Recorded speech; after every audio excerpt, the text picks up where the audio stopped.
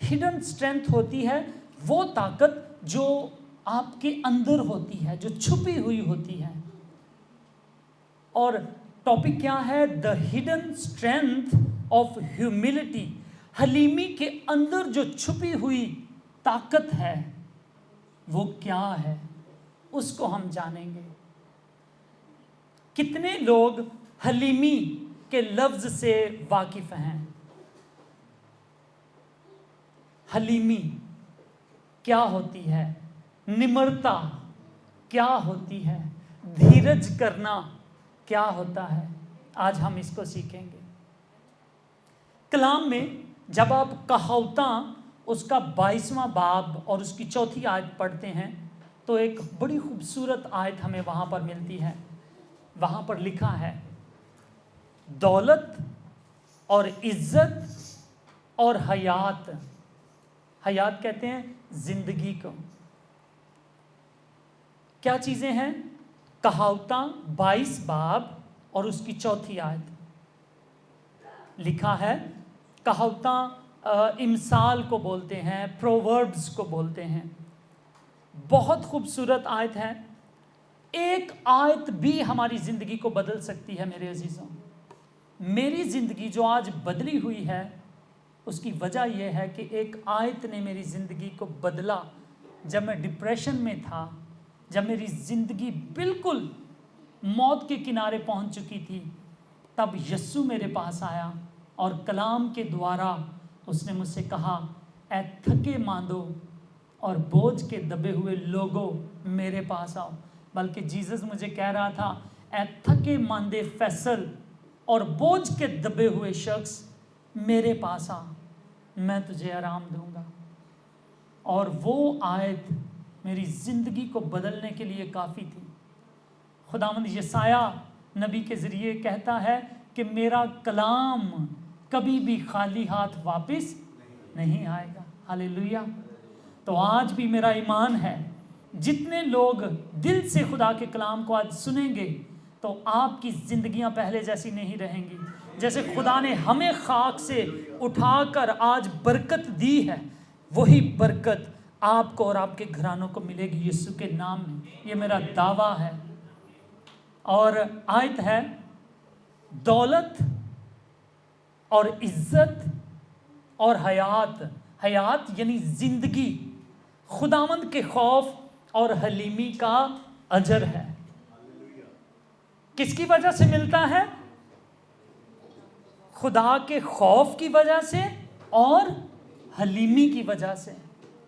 तो मेरे अजीजों, हमने पिछली दफ़ा खुदा के खौफ के बारे में सीखा, इज्जत करने के बारे में हमने सीखा। यही खुदा का खौफ है। खुदा हमें कोई डंडा लेकर हमारे पीछे नहीं चढ़ा हुआ। हम खुदा का खौफ इसलिए करते हैं क्योंकि हम उसकी इज्जत करते हैं। और पिछली दफ़ा हमने सीखा था कि इज्जत जब आप करते हैं दूसरों की और खुदा की और माँ बाप की और हस्बैंड की और वाइफ की, बच्चों की, सोसाइटी में रहते हुए जब आप एक दूसरे की इज्जत करते हैं तो इससे आपका लेवल बढ़ता है, आपको बरकत मिलती है। और आज एक और अगला स्टेप है, नेक्स्ट स्टेप है सीखने वाला, और वो ये है, दौलत और इज्जत और जिंदगी खुदावंद के खौफ और हलीमी का फल है, अजर है। यानी जब आप खुदावंद के खौफ में रहते हैं, जब आप खुदावंद की इज्जत करते हैं तो आपको 3 चीजें मिलती हैं, दौलत, इज्जत और जिंदगी। हयात बड़ा खूबसूरत लफ्ज़ है। हयात का मतलब है कि अच्छी सेहत। हालेलुया। अच्छी सेहत। हयात का मतलब है जो ज़िंदगी हम गुजार रहे हैं, और हयात का मतलब है आने वाली ज़िंदगी जो हमेशा की ज़िंदगी है, वो भी हमें खुदावंद के खौफ ही से मिलती है।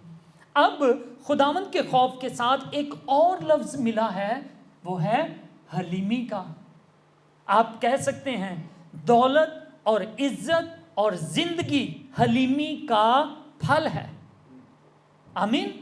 और आज हम सीखेंगे कि एक हलीम बंदा क्या होता है। आपने कभी देखा है इंग्लिश में वो वर्ड इस्तेमाल होता है, वो बंदा बड़ा जेंटल है, मीक है, वो हम्बल शख्स है। अंग्रेजी में इसके लिए ये लफ्ज़ इस्तेमाल होते हैं, और हिंदी में इसके लिए जो लफ्ज़ इस्तेमाल होता है उसको बोलते हैं विनम्रता, विनम्रता। और पंजाबी में निम्रता इसको कहते हैं। निमर होना, आजिज़ होना, धीरज करने वाला बंदा जो फौरन गुस्से में नहीं आ जाता, ऐसा बंदा हमें बनना है। और इसके ऑपोजिट जो शख्स होता है उसको बोलते हैं, वो बंदा मगरूर है, हंकार वाला बंदा है, वो बड़ा हंकारी है, उसकी आंखें ऊंची रहती हैं, वो अकड़ कर चलता है, वो अपनी बात को मनवाने की कोशिश करता है चाहे वो झूठी हो, वो दूसरों की नसीहत सुनकर उसको एक्सेप्ट नहीं करता, वो कहता है तू मैनू सिखा रहे हैं। ये होता है हंकारी बंदा, और हमें ऐसा नहीं बनना। और हमें कैसा बनना है? बोले हलीम बनना है। सब बोले मुझे हलीम बनना है, ऊंची आवाज में, मुझे हलीम बनना है। क्योंकि आपको पता है दुनिया में जो चीजें हम ढूंढते हैं, क्या दुनिया ढूंढती है? दौलत को। क्या दुनिया ढूंढती है? इज्जत को। और क्या दुनिया ढूंढती है? जिंदगी को। हालेलुया। और जब ये चीजें हम हासिल करना चाहते हैं तो उसके तरीक़ेकार हैं, खुदा का खौफ रखना है और हलीम बनना है। और मेरे अजीजों, एरिस्टोटल यहाँ का एक फिलोसोफर था, और उसने बोला कि man is a social animal. जो इंसान है वो एक समाजी जानवर है, एक ऐसा जानवर है जो समाज के अंदर रहता है, और उसने रहना अब सीख लिया है।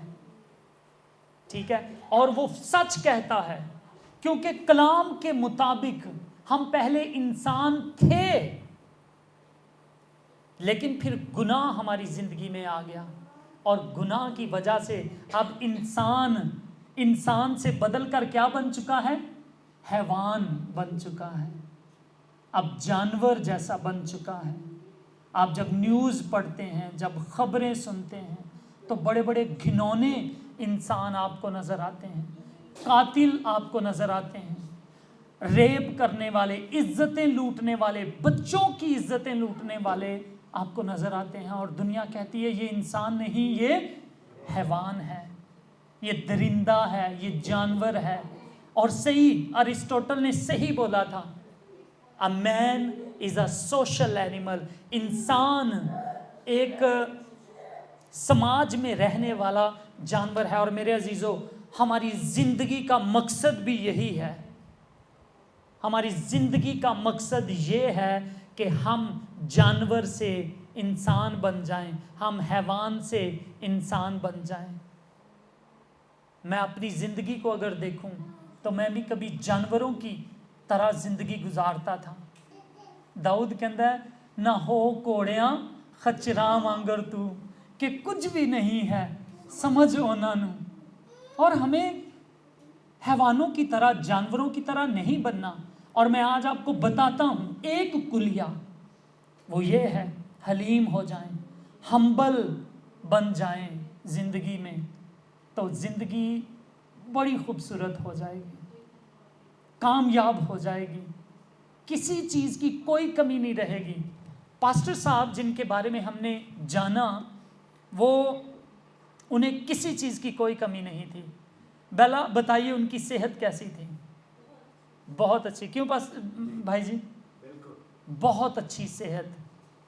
वो एथलीट थे, वो मैराथन रेस दौड़ते थे, गोल्फ खेलते थे, और लास्ट दफ़ा जब उनकी डेथ जब पिछले दिनों में हुई है तो गोल्फ खेलते खेलते, सोचिए ज़रा। तो क्या है, उन्होंने जितनी भी ज़िंदगी गुजारी सेहतमंदी के साथ गुजारी। उन्हें रुपए पैसे की भी कोई कमी नहीं थी, और इज्जत की क्या कमी थी उन्हें? नहीं। पूरा फिनलैंड, हालेलुया, पूरा फिनलैंड उन्हें जानता था।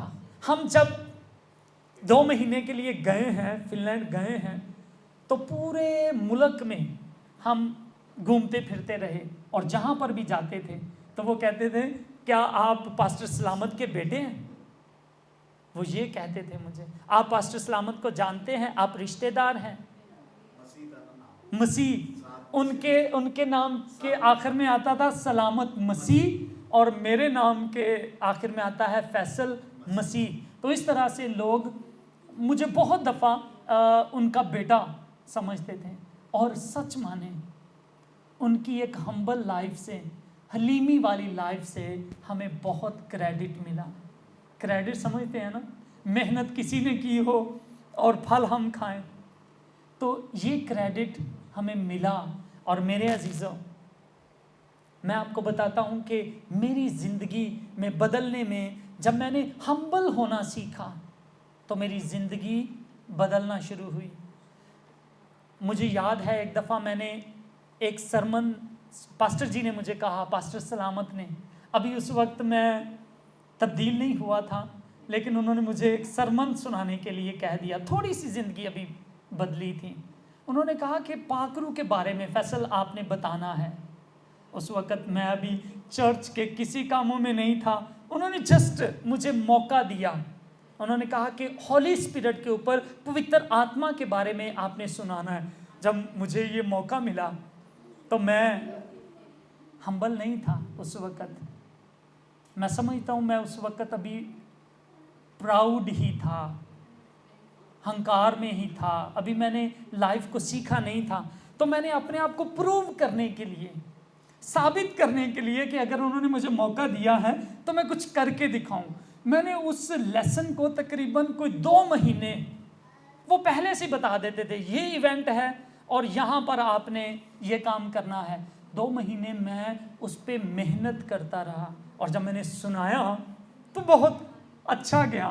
बड़े लोगों ने अच्छे अच्छे कॉम्प्लीमेंट्स किए और पास्टर साहब भी, हालांकि वो आम तौर पर ऐसे झूठी तारीफ नहीं करते, जब वो खुश हो जाते हैं तो पास्टर जी तब तारीफ करते थे। और उन्होंने कहा कि फैसल शाबाश, आपने बहुत अच्छा कलाम आज सुनाया है। लेकिन एक बात उन्होंने मुझे कही, उन्होंने कहा कि कभी बोस्ट ना करना, कभी फ़ख्र ना करना इस बात के ऊपर, कभी अपने आप को ऊंचा ना समझना शुरू कर देना। तो मैंने जब इस बात को मैंने अपने दिल में रखा, क्योंकि ये उनका लेसन था और ये फर्स्ट लेसन था जो उन्होंने कहा। मैं आज का जो टॉपिक है मैं उनके नाम डेडिकेट करता हूँ। He was the most humble person whom I met in Finland। और आप ये देखें कि उन्होंने जब वो लास्ट टाइम, ये पहला लेसन था, उसके बाद वो हमारे मेंटर रहे, हमें सिखाते रहे, हमें ट्रेन करते रहे। वो रूहानी तौर पर भी थे और इसके अलावा वो ऑफिशियली भी वो हमारे मेंटर थे और सिखाते रहे मुझे किस तरह से जीना है। जोश को सिखाते रहे, बल्कि हम सबको सिखाते रहे। और आखिरी दफ़ा जब वो हमें मिले हैं, वो तकरीबन 1 घंटे का सफ़र करके वो हमारे पास आए, हमारे साथ दिन गुजारा, हमारे साथ खाना खाया, हमारे साथ पूछा आप लोगों के बारे में कि आपकी खिदमत कैसी चल रही है और अप्रिशिएट किया। एक बात इस दफ़ा जो उन्होंने मेरी इनकरेजमेंट के लिए कही, you are a humble man. मैं अभी भी, मैं आपको ये कहता हूँ कि अभी भी मेरे अंदर मुझे कमियां नज़र आती हैं, लेकिन हमारा खुदा भी हमें अप्रिशिएट करता है। हालेलुया।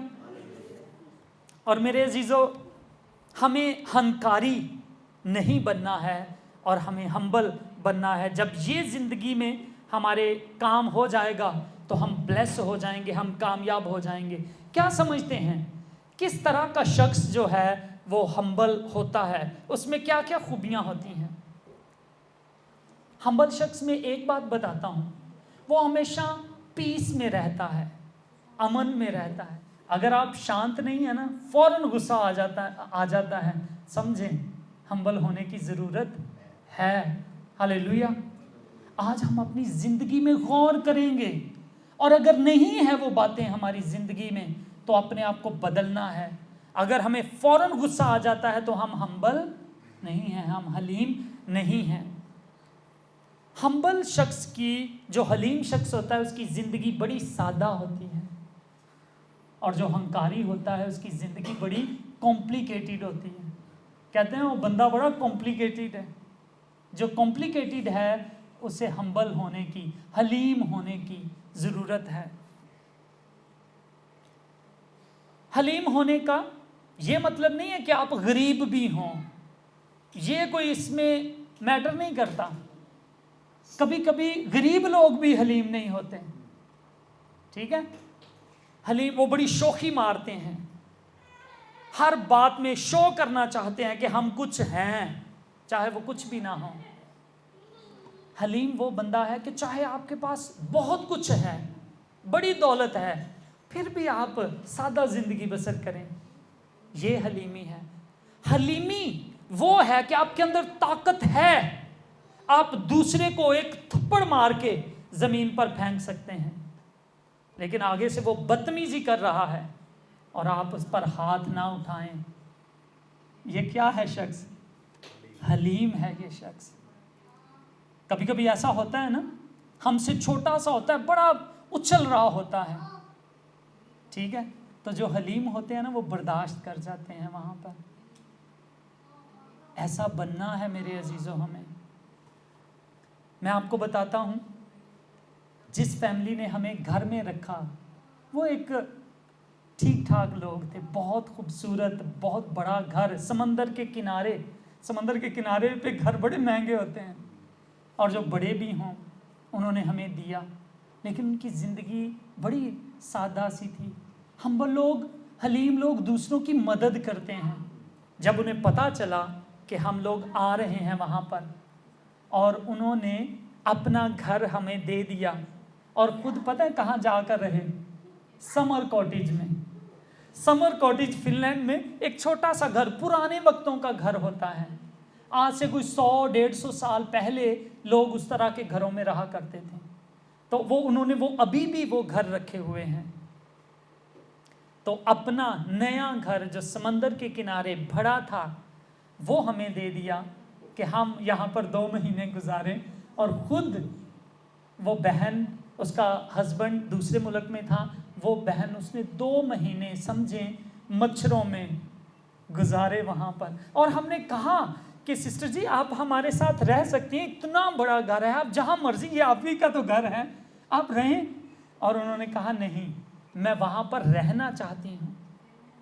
ये फिनलैंड के लोगों की यादें होती हैं, अपने बुजुर्गों की यादें होती हैं, और वो कहती मैंने चूज किया है कि मैं 2 महीने हम्बल जिंदगी गुजारूंगी, और आप लोग रहिए यहाँ पर।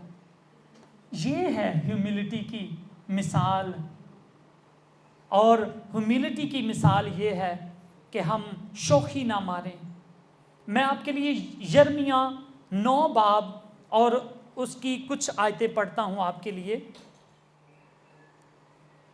लिखा है, खुदावंद यूं फरमाता है कि ना साहबे हिकमत अपनी हिकमत पर, और ना ताकतवर अपनी ताकत पर, और ना मालदार अपने माल पर फ़ख्र करे, लेकिन जो फ़ख्र करता है वो इस बात पर फ़ख्र करे कि वो समझता और मुझे जानता है।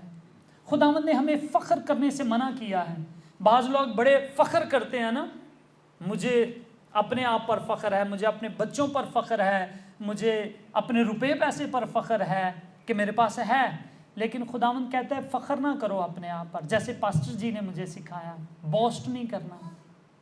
लेकिन यहाँ पर आप ये देखें कि खुदा का कलाम कहता है कि ना हमें अपने इल्म पर फ़ख्र करना है, ना अपनी ताकत पर, ना अपने माल पर। हाँ, एक बात है, हम फ़ख्र कर सकते हैं।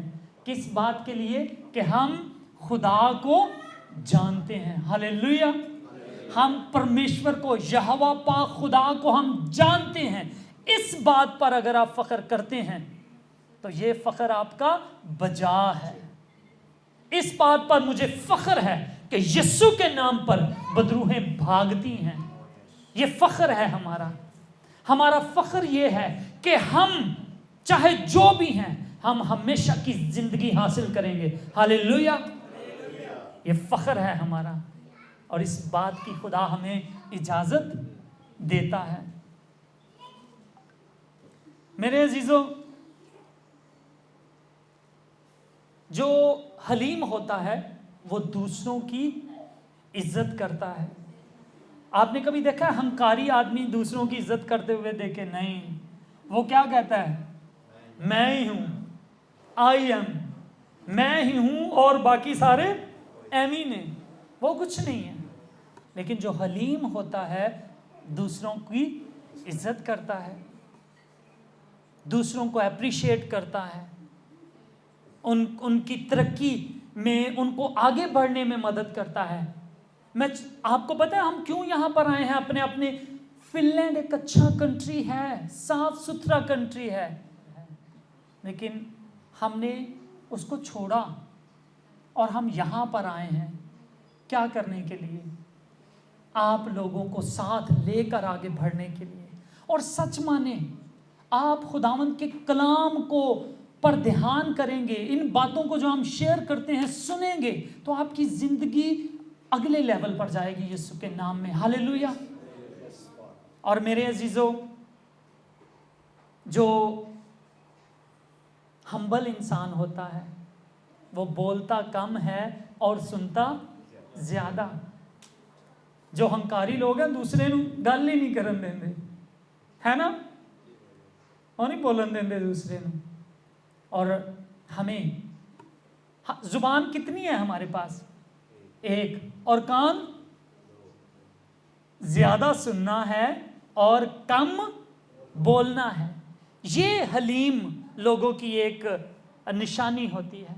और हलीम लोग अपना फोकस, अपनी तवज्जो, अपना ध्यान वो परमेश्वर पर रखते हैं। ना वो दूसरों को देखते हैं, ना अपने आप को देखते हैं। वो किसको देखते हैं? प्रभु को देखते हैं। हालेलुया। हलीम लोग प्रभु पर अपनी नजरें जमाते हैं। वो ये नहीं देख रहा दूसरे लोग क्या कर रहे हैं, वो ये नहीं कर रहा दूसरे किड्डी तरक्की करन रहे हैं, मैं किथे हैं। वो ना अपने आप को देखता है ना दूसरों को देखता है। वो उसका ध्यान अपने परमेश्वर की तरफ लगा रहता है और उसका ध्यान खुदा के कलाम की तरफ लगा रहता है। हालेलुया। कलाम में लिखा है जो कलाम पर ध्यान करता है वो भलाई देखेगा, वो बरकत को पाएगा, वो तरक्की करेगा। और अगर आपने ऐसे ही करना है तो ध्यान हमारा प्रभु यीशु पर, लोगोस पर, खुदा के कलाम पर होना चाहिए।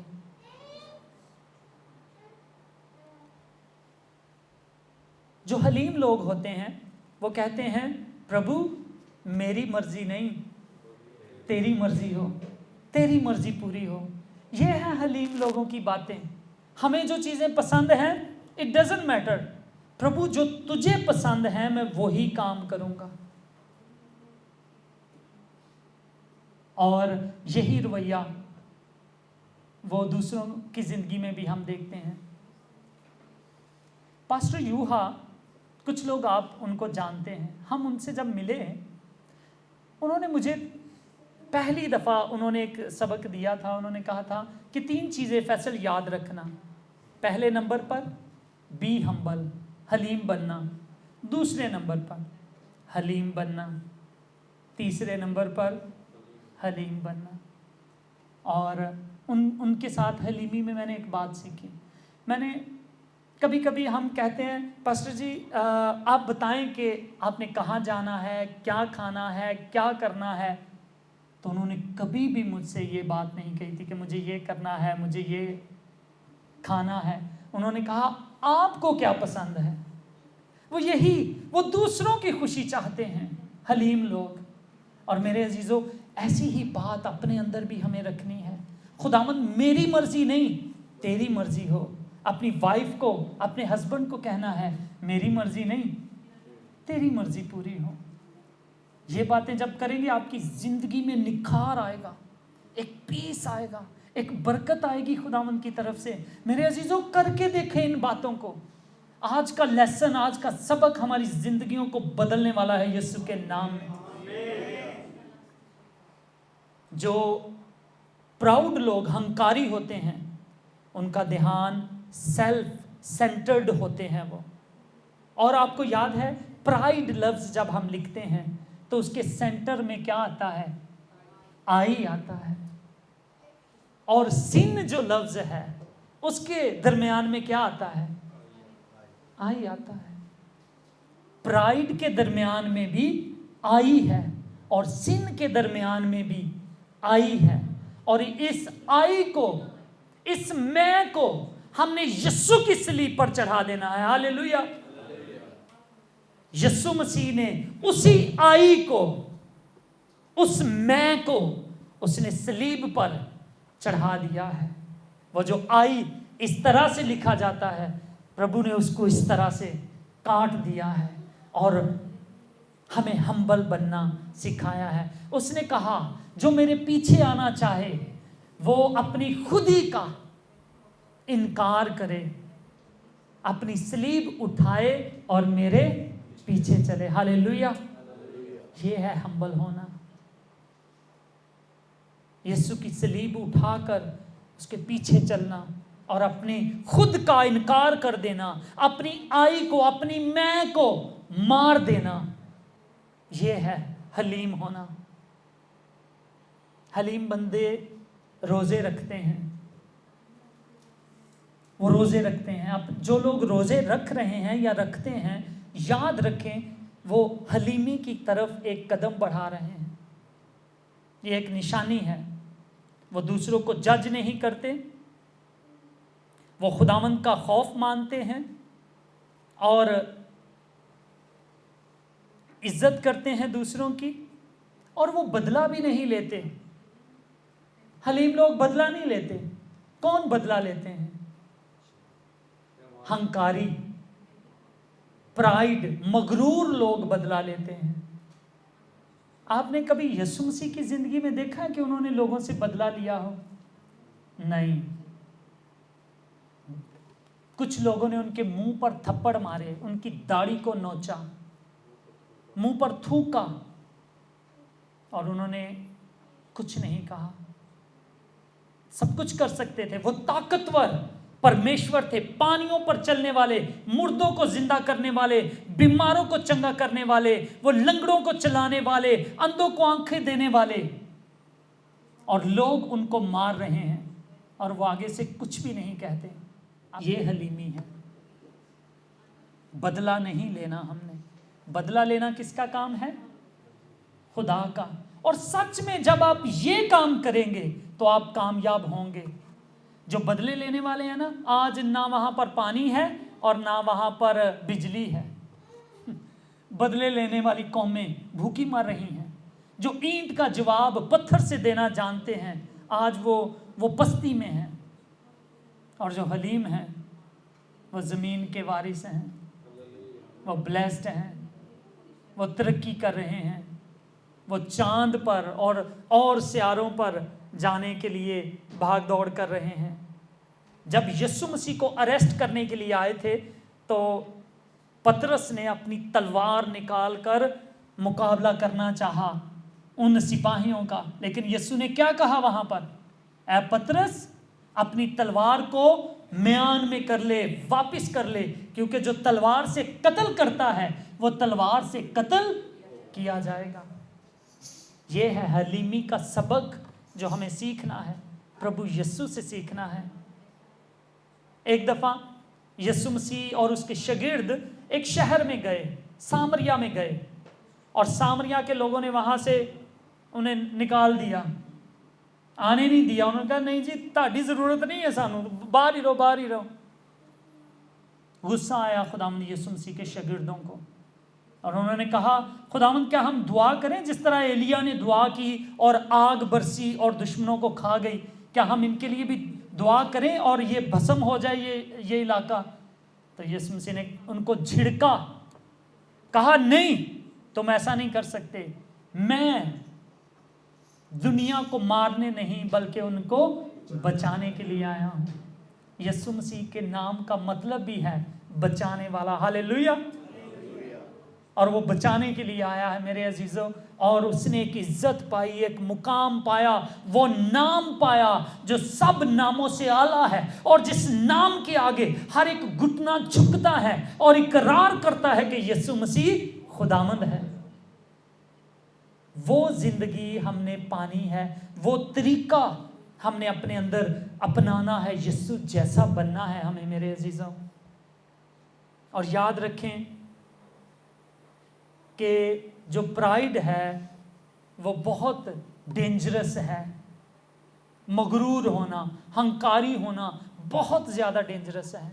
आप इमेजिन नहीं कर सकते, क्योंकि खुदा का कलाम कहता है, कहावतां 18 बाब उसकी 12वीं आयत में हम पढ़ेंगे। कहावतां इमसाल की किताब को हम कहेंगे। प्रोवर्ब्स 18 उसकी 12 लिखा है, आदमी के दिल में गुरूर, हंकार जो है आदमी के दिल के अंदर, हंकार तबाही को लाता है और हलीमी इज्जत को। हालेलुया। हलीमी किस चीज को लाती है? इज्जत को लाती है। जब आप हलीम हैं तो लोग आपकी इज्जत करेंगे, जैसे पास्टर सलामत साहब की इज्जत किया करते थे। लेकिन अगर आपके अंदर गुरूर है तो क्या आगे रास्ता कहां पर खुलता है? तबाही की तरफ। गुरूर का रास्ता कहां पर खत्म होता है? तबाही पर, बर्बादी पर। लेकिन जो हलीमी है वो हमारे लिए कौन सा दरवाजा खोलती है? इज्जत का दरवाजा खोलती है। क्या आपको पता है सदूम और अमूरा शहर खुदा ने बिल्कुल बर्बाद कर दिए थे? और पता है कलाम उसके बारे में वजह क्या बताता है उसकी? कि वो लोग मगरूर थे। वो तो बाद में आता है ना कि वो होमोसेक्सुअल थे, लेकिन फर्स्ट, इससे पहले कि वो होमोसेक्सुअल बनते, गुरूरी थी उनके अंदर। खुदा का खौफ नहीं था। वो अपना ध्यान उस पर नहीं रखते थे, अपने आप पर रखते थे। वो ये नहीं कहते थे खुदावंद मेरी मर्जी नहीं तेरी मर्जी हो, ये बात वो नहीं कहते थे। मगरूरी थी उनके अंदर और वो तबाह हुए, बर्बाद हुए। खुदा ने उन्हें नेस्त किया। कलाम कहता है, अगर आप हिजकियेल उसका 16 बाब और उसकी 49वीं आयत को पढ़ेंगे, इज़िकियेल 16:49 जब आप पढ़ेंगे तो वहां पर खुदा बताता है कि सदूम क्यों बर्बाद हुआ। लिखा है, देख तेरी बहन सदूम का गुनाह ये था कि वो मगरूर थी, वो हंकारी थी, और इसलिए खुदा ने उसे बर्बाद कर दिया। तो मेरे अजीजों, हमें बचना है हंकार से। आपको पता है शैतान कभी खुदा का एक फरिश्ता हुआ करता था, बड़ा खूबसूरत फरिश्ता, ताकतवर फरिश्ता, इज्जत वाला फरिश्ता था शैतान जो है। और जब उसके अंदर गुरूर आया तो उसने क्या बोला? उसने बोला मैं अपना तख्त परमेश्वर के तख्त से भी ऊंचा बनाऊंगा। ये था उसका गुरूर। और क्या हुआ? आज वो जमीन पर धक्के खा रहा है। 33% लोग उनके साथ हैं जिन्हें बदरूहें, दुष्ट आत्माओं का नाम दिया जाता है। और मेरे अजीजों, इस तरह से शैतान गिराया गया। Fall of Satan, reason was this, ये थी वजह शैतान के गिराए जाने की, मगरूरी। और पता है आदम और हवा का बागे अदन से निकलने की वजह भी क्या थी? मगरूरी। क्या लिखा था? शैतान ने उन्हें क्या कहा? शैतान ने उन्हें कहा कि जब ये तुम फल जिससे खुदा ने तुम्हें मना किया है, अगर तुम इसे खा लोगे तो तुम कैसे बन जाओगे?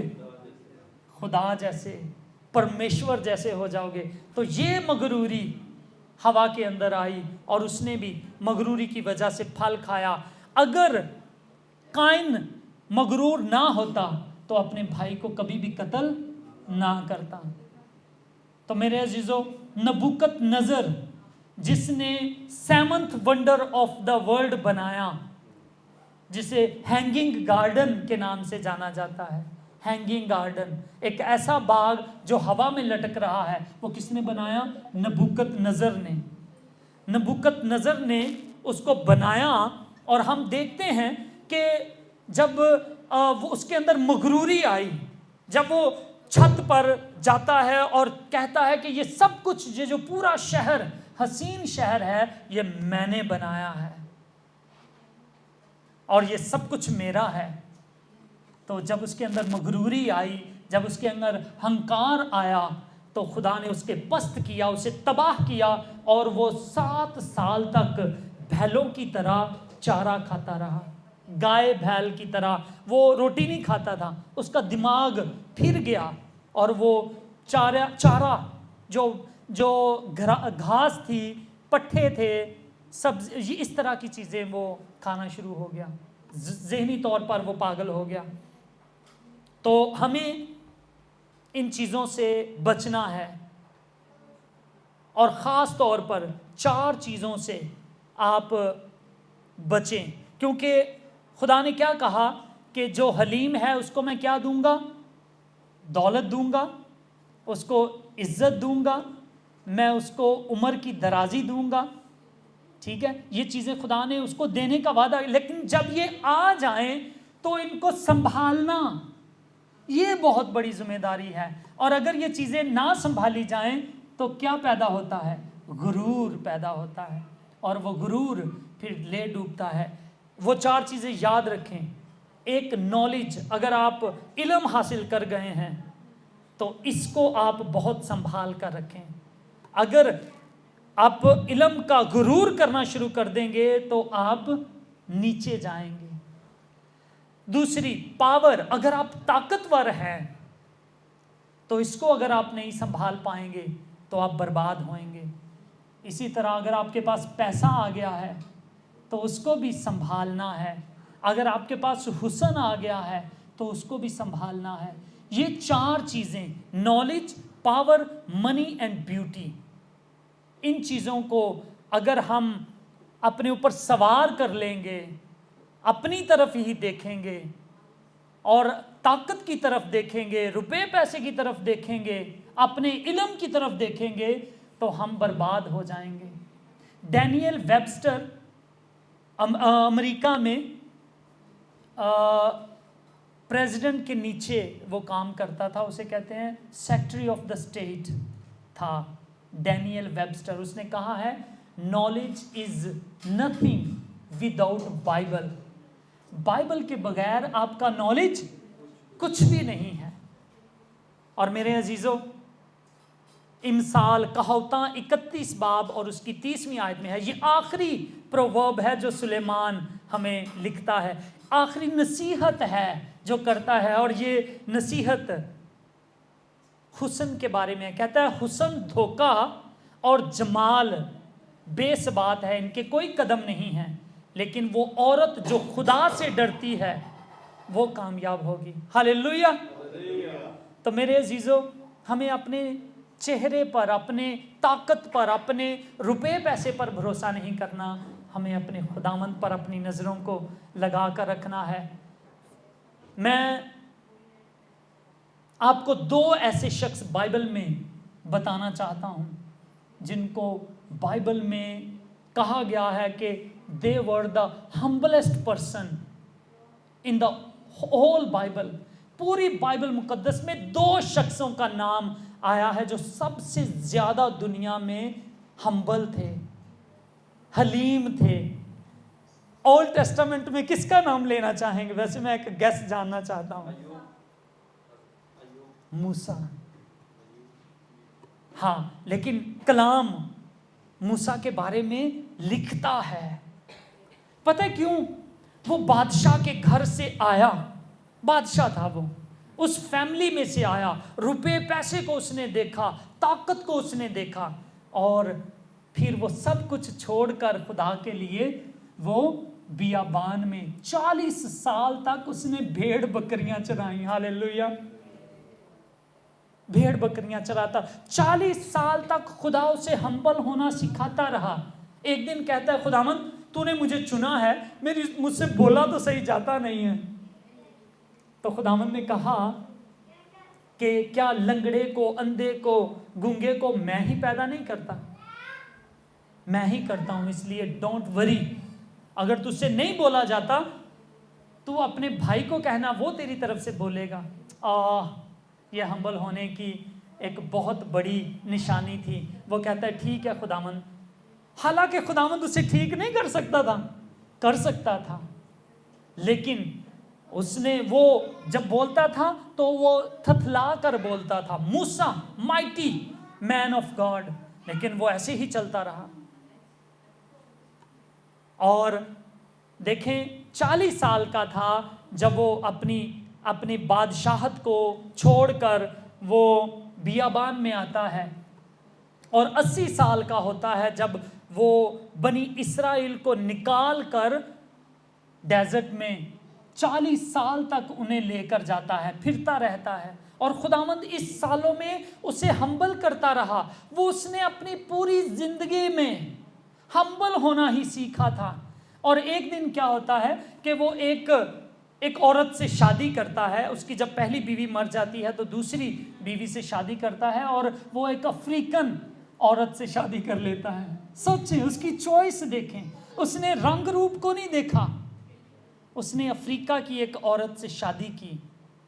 और अब घर में उसकी बहनें कभी कभी बहुत इशू बना लेती हैं इन चीज़ों का। मरियम ने बड़ा इशू बनाया इस बात का कि तूने एक काली से ब्याह कर लिया है, तुम्हें कोई और मिली नहीं होगी। ठीक है, उसने इशू बनाया और उसने इवन मूसा की मुखालफत करनी शुरू की। और खुदावंद को इस बात की गैरत आई। खुदावंद ने कहा, कौन होता है जो मेरे बंदा को, मेरे खादम को नीचा दिखाए? तीनों को बुलाया गया, मूसा को, हारून को और मरियम को। और अब खुदा हैकल के अंदर अगले हिस्से में नहीं मिला। आपको पता है ना, हैकल के 3 हिस्से थे। एक पाक तरीन मकाम हुआ करता था जो कि बहुत आगे था, और खुदा ने कहा खैमे से बाहर, दरवाजे से बाहर तुम तीनों खड़े होगे। और खुदा ने खुद उन तीनों को सिखाया कि ये मेरा बंदा है और तुम कौन होते हो इसके आगे बोलने वाले। और मरियम जो ज़्यादा बोलती थी, उसके जब खुदा उन्हें छोड़कर गया तो उसे कोढ़ हो गया। और मूसा फिर बड़ा खुश हुआ? नहीं, खुश नहीं हुआ। मूसा उसी वक्त फिर भागा, खुदावंद के पास चला गया, अपने आप को झुकाया खुदावंद के आगे और कहा, खुदावंद तू अपनी उस बेटी को माफ कर दे। उसके लिए खुदा से माफी मांगी उसने, मूसा ने।